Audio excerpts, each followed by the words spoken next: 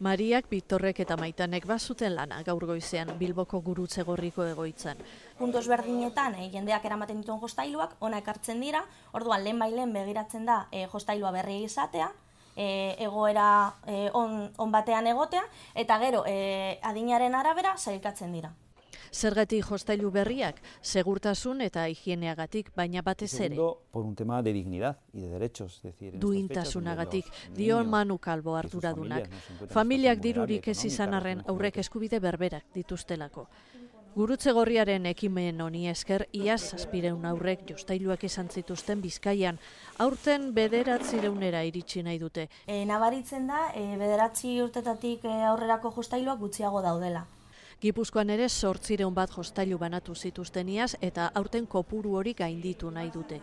Gasteizko Gurutze Gorriko egoitzan 45 boluntario arduratzen dira jostailuen bilketaz. Iazko zifrak bikoiztu nahi dituzte eta 500 aurri jostailu eta liburu bana oparitu.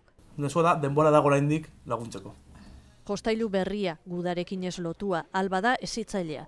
Gurutze Gorriaren webgunean topatu dezakegu non utzi gure alea.